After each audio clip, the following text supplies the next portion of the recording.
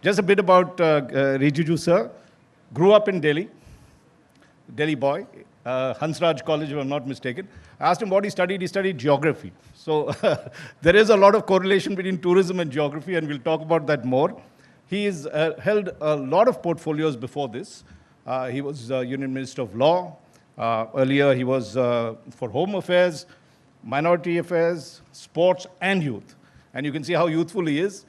He was a sportsman when he was an athlete. And what was your special, sir? You were a champion of a couple of events, I think. I used to be an avid an athlete in almost a dozen of sporting disciplines.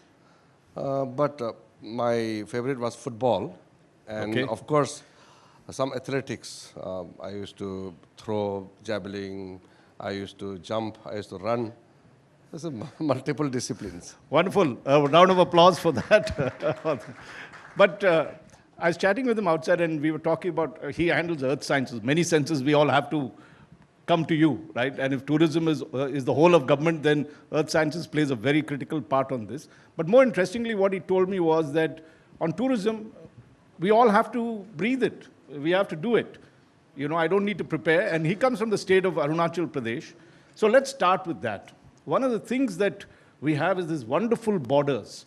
And the scenery there, whether it's Arunachal Pradesh or if you go right up to Ladakh and other places, they are so dramatically different. How can we promote border tourism? What can be done to ensure that, you know, we get to see the land that you lived in all your life, but we have not seen it? Well, that is a very important and interesting topic because the Himalayan region, right from Ladakh to Arunachal, if you see, it can be divided into two parts. The extreme border area, which were prohibited before 2014. In some places, you required to obtain the passes, and there are military restrictions. The Defense Ministry and the Home Ministry had put certain restrictions for the visitors. And the lower part also hardly, you know, places like Arunachal Pradesh are known to the outside world. Of course, Himachal Pradesh, Uttarakhand, these are well known because of the hill stations which were there during the British time. But now, the entire Himalayan region and the northeast has become a very attractive destination. For example, in my state of Arunachal Pradesh, since it is a big state in terms of geographical size, we have different kinds of location which can cater to the taste of the visitors. Those who want to just enjoy the natural beauty or take part in certain activities like, you know, natural, those adventurous activities, you know, jungle walking or boating or, you know, kayaking and all. We have plenty of locations. And then there are various locations which can serve just as a destination, like winter destination. People can go there. In summers, they go for relax, very mild climate. In winters, you can enjoy the snow. During the monsoon, you can really feel and face the fury of the monsoon, of course, a bit dangerous. So there are different types of locations. It depends on what you want to face and feel. So accordingly, we have created the infrastructure. And now good thing is Northeast has a very beautiful connectivity now. We have airports all across. We have good railway lines connected. The road conditions are brilliant. The highways are almost reaching out to all the major towns. Even the villages and the border points are also connected with roads. So the connectivity was an issue in the past, which is no more. So I think the entire Himalayan region, and as you had put your first question on me about my home state, we are offering a very good taste, you know, for all the visitors. And I would gather that apart from jungle treks, there are a lot of birds that one could see. There's a huge amount of wildlife that you could go on and look at, apart from, as you were saying, the cuisines of Arunachal Pradesh. If you just move a little this side and have a look at the other areas. You talked of Northeast as a connectivity. How can we make a Northeast special hub where if I want to experience not just Arunachal Pradesh, but other sister states that you'll have, what can be done and what are the plans you think we should be putting into place? Well, if you see the entire Northeast, it can be a combined destination. Once you reach any point of Northeast like Guwahati or Dibrugarh, Itanagar, Shillong, from there you have the options of the next destinations. For example, if a person arrives at Guwahati, he has multiple options to go to Shillong to enjoy the plateau, the pine groves and all, or to go to Kaziranga to see the wildlife, or to go towards Nagaland to see the spectacular, mosaic of cultures. If you go towards Arunachal, as I had mentioned earlier, varieties of choices there within Arunachal Pradesh. So the whole of Northeast can be clubbed into one destination with multiple choices. So if you have, say, 1 month in hand, you can plan accordingly. If you have 1 week, then you have a choice, or either go to this place or that place. Right. If you go for a month, you can visit entire 8 northeastern states. So I would always suggest go for a month, spend good time and enjoy it. See your own country. Outsiders, the foreigners, okay, they will feel it in a different way. But for the Indians, we have such a pristine destinations in our own country. Why to go to Europe and America? See your own nation, so beautiful. Very good point. and some of the things that one needs to do over there, and this is where probably you could think. Take, for instance, river sports, or even cruising down the Brahmaputra that's there. How can you, in many senses, can you, and let's also not forget the tribals and the culture of the tribals. What happens is we only hear about strife over there and we read it in the papers. But this entire Northeast has such a rich history.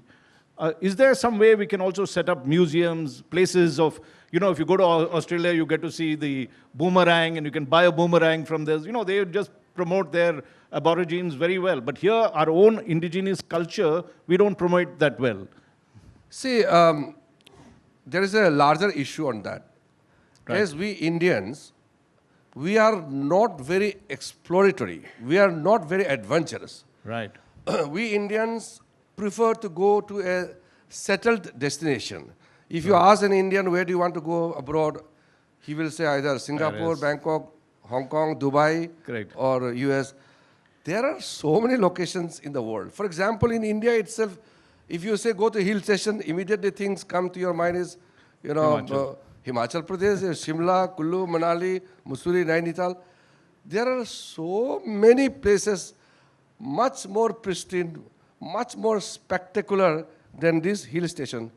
I don't want to, make any kind of adverse remark, but I don't go to these hill stations because it doesn't give me the pleasure of being there.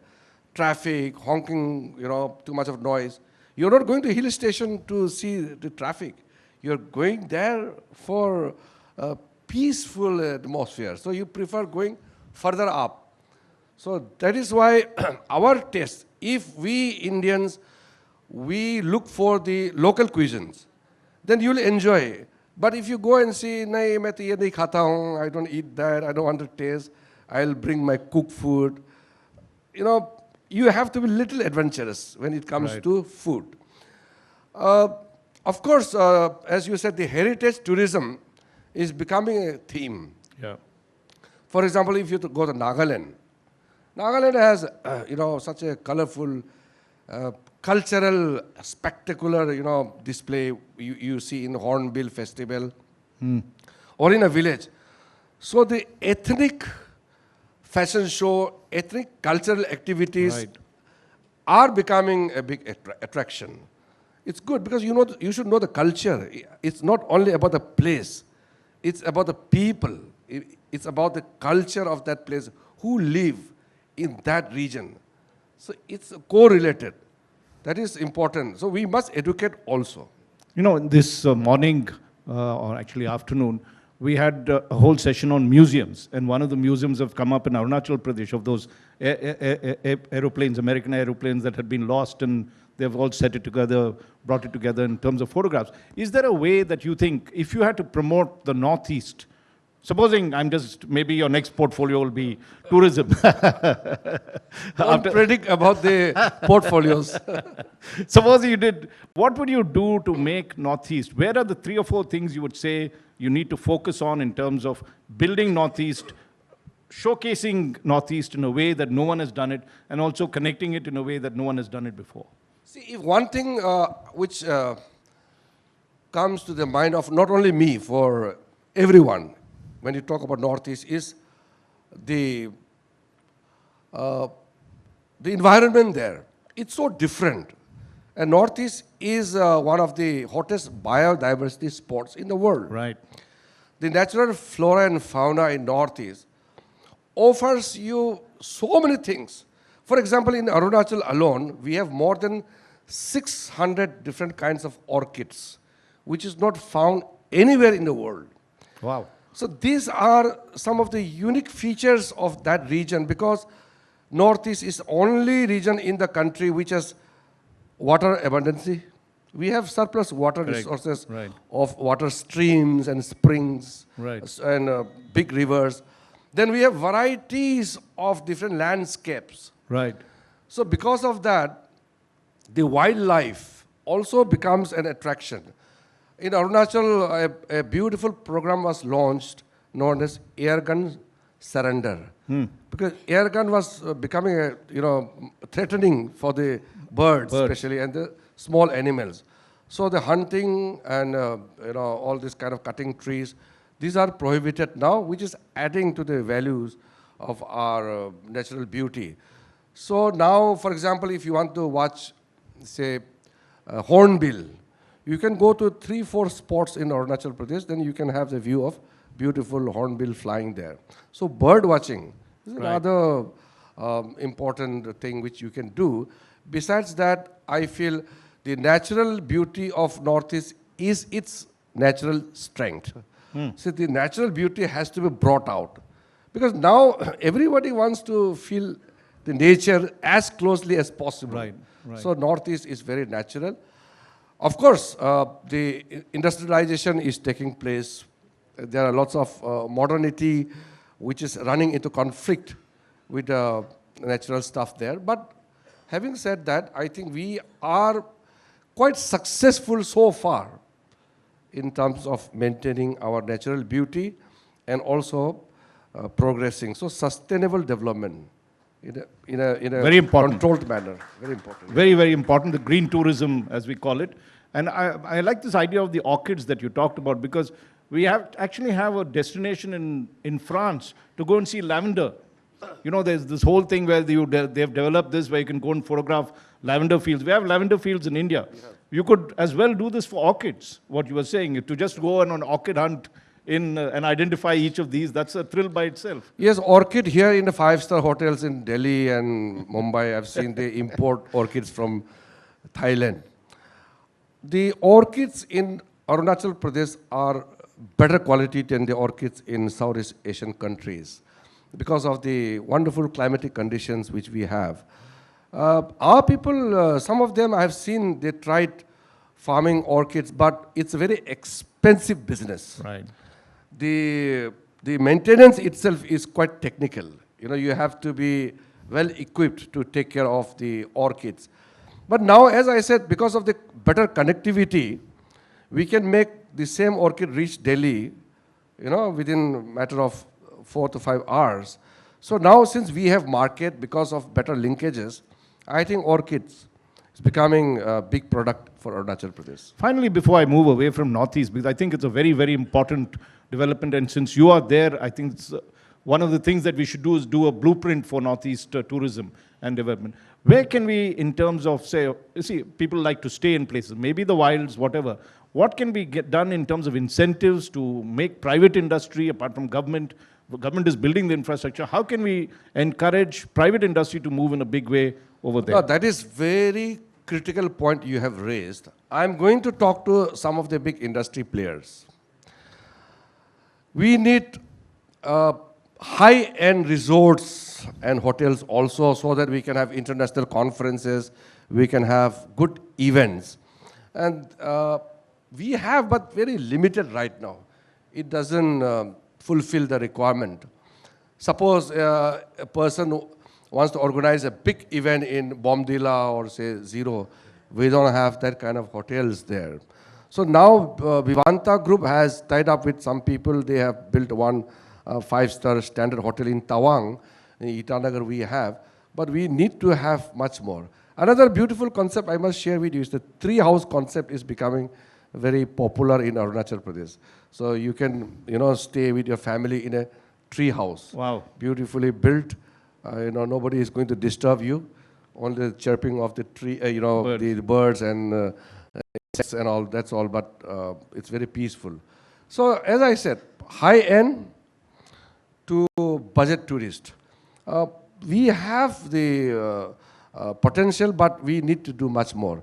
So I'm thinking in the next, maybe I'm quite busy now for the election, but I'm lining up to talk to some of the big industry players so that they can come up with some iconic resorts and hotels. And rest of the thing will follow. I'm going to just move to 2 areas of yours, and then we'll wind up, and then we'll have the thing. But I know time is running out for you. But one is earth sciences, and the meteorological department comes under you. Is there, and tourism is so dependent on the weather, everybody has to plan. Is there a way that, given our strengths in data, to have a complete website? So if I have to check weather in Arunachal, weather here, actually build very accurate weather predictions so I can plan my tour in a manner that suits the weather and suits me as well. Yeah, weather condition is very critical for everybody because you must know what is the weather condition of a particular place, because these days, because of the climate change and different kind of weather climate phenomenon, you encounter different kind of situation unexpectedly. Now we have launched INSET 3SD just 12 days back. I was there in Sriharikota. Wow. So I spoke to the ISRO chairman and other senior scientists. So our satellite INSET 3DS is now placed in orbit. In next 15 to 20 days, it will be corrected in the right course and place it so that it can start its service. So after the functioning of the INSET 3DS, we would be more accurate in providing the weather informations.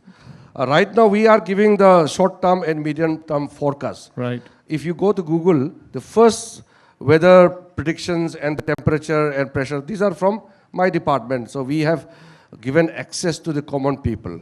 So after acquiring the high-power computer, the supercomputer, which we have right now is around 6 petaflop capacity. We are looking for acquiring 18 petaflop capacity. So once we have that supercomputer for correct modeling and then the high-quality observation through our satellites, we would be one of those few countries who would be giving a long-term forecast.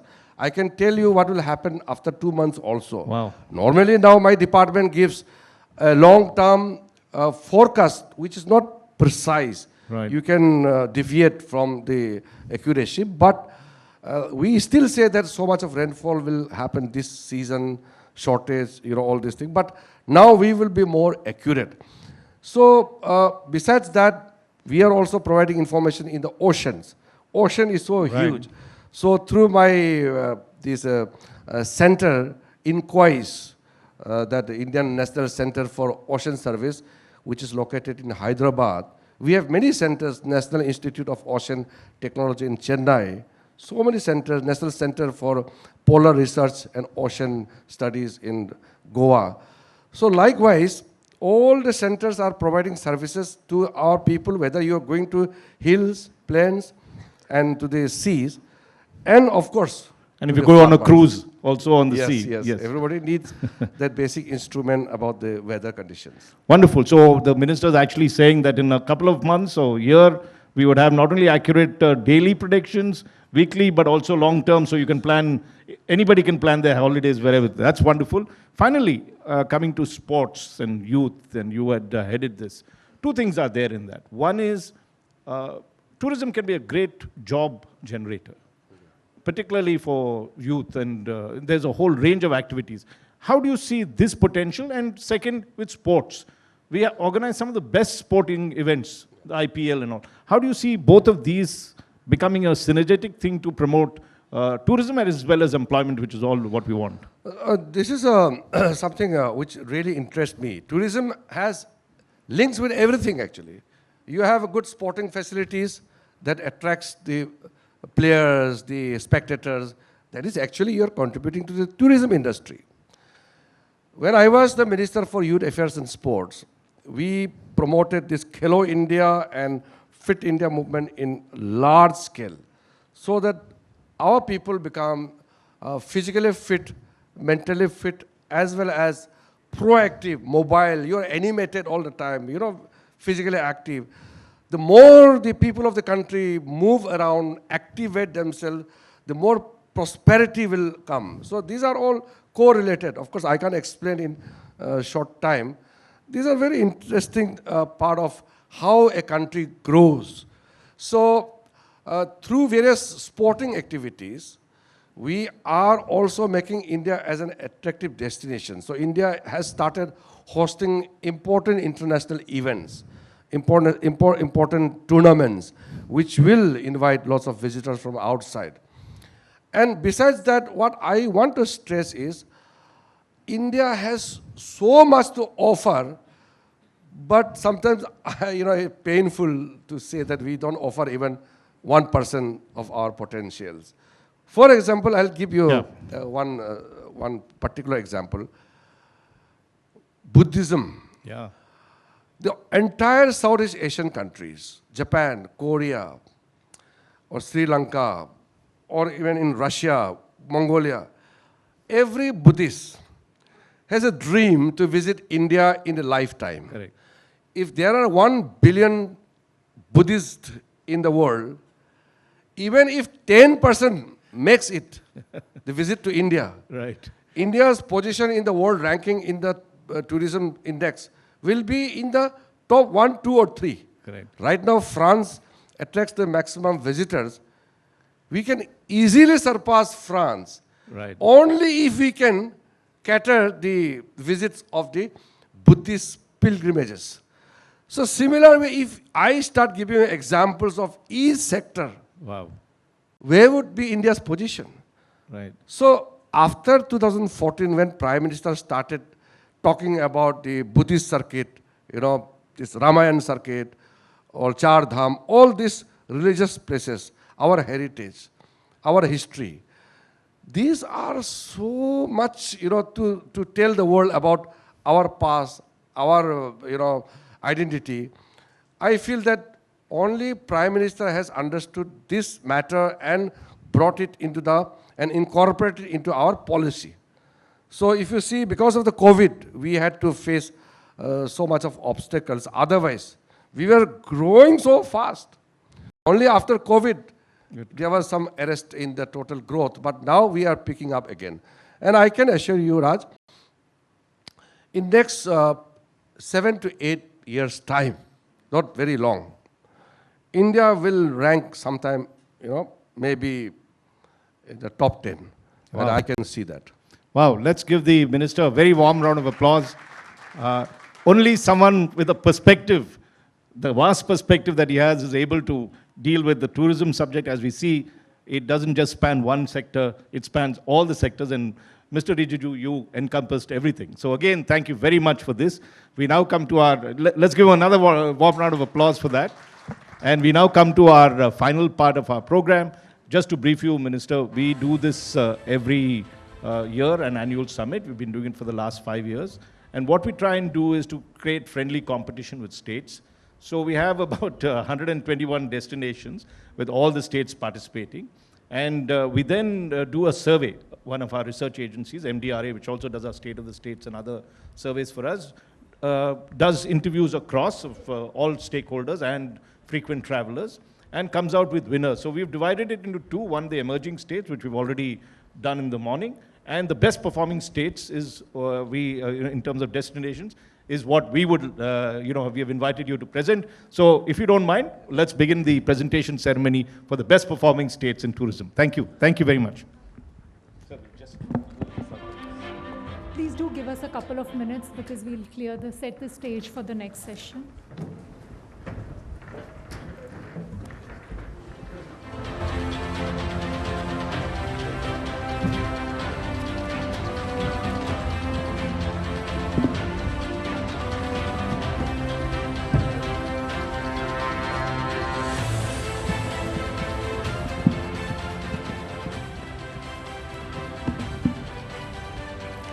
Ladies and gentlemen, we now begin the awards presentation ceremony for the India Today Tourism Awards.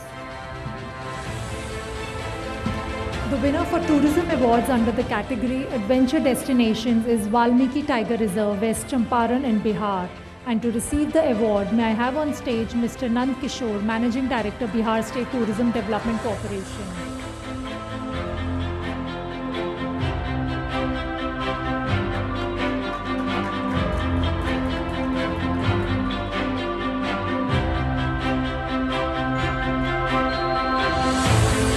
The winner for Tourism Awards under the category Beach Destination goes to Kolva Beach in South Goa. To collect the award, I would like to call upon Government of Goa Secretary for Tourism and IT, Sanjeev Ahuja.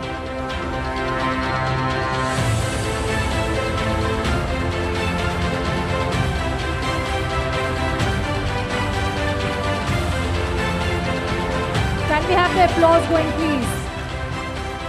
The winner for Tourism Awards under the category Heritage Destination goes to Rani Ki Vav in Gujarat. To collect the award, may I have on stage Harit Shukla, Principal Secretary, Tourism, Gujarat.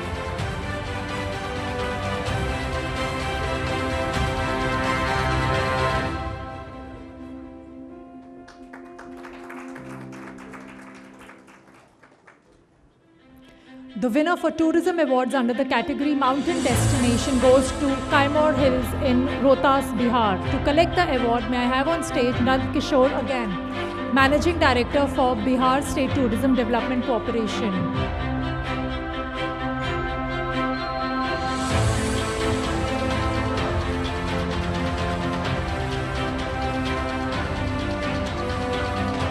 The next winner is also a repeat winner. The winner for Tourism Award under the category Wildlife Destination goes to Sasan Gir in Gujarat. To collect the award, again, may I welcome Harit Shukla, Principal Secretary for Gujarat Tourism.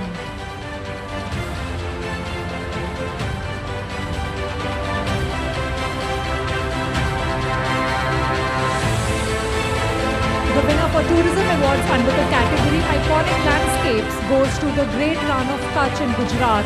And again, yes, may I please request Harit Shukla to come back and receive this third award.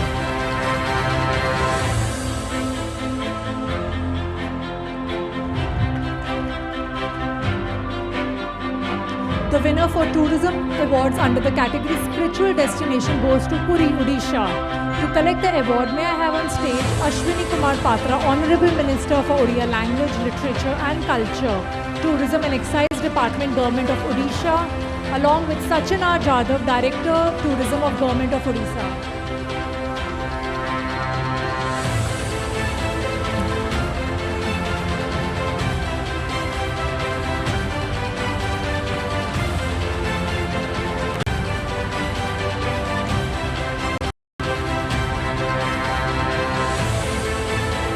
The winner for Tourism Awards under the category Most Scenic Roads Destination goes to Yerkot, Tamil Nadu. To collect the award, may I have on stage Mr. N.T. Shivaraj, Tourist Officer, Government of Tamil Nadu, and M.G. Dhanar Suryan, Assistant Tourist Officer, Department of Tourism, Government of Tamil Nadu.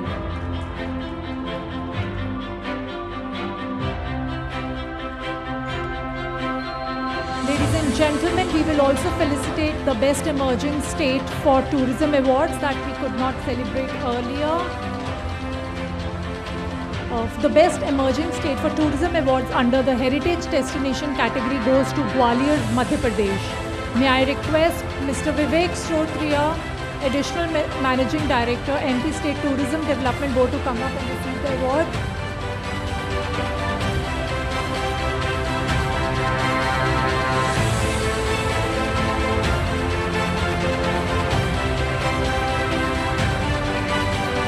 Again, we have a repeat winner.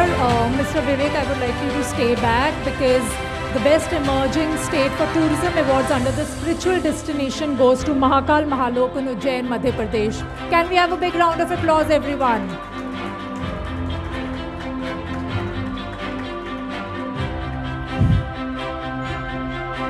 We have a serial winner again. The Best Emerging State for Tourism Awards under the Wildlife Destination category goes to Blackbuck National Forest, Gujarat. And I would like to call Harit Shukla, Principal Secretary, Gujarat Tourism, back on stage.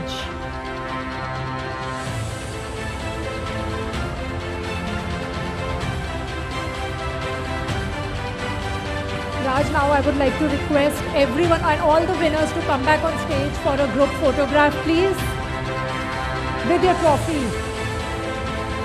Multiple trophies for a lot of our winners.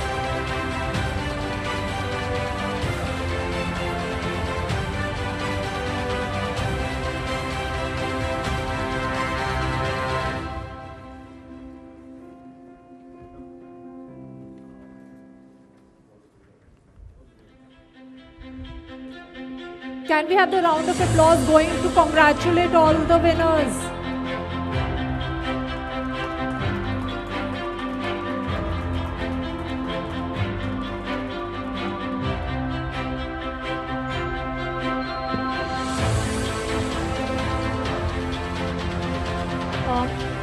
Raj and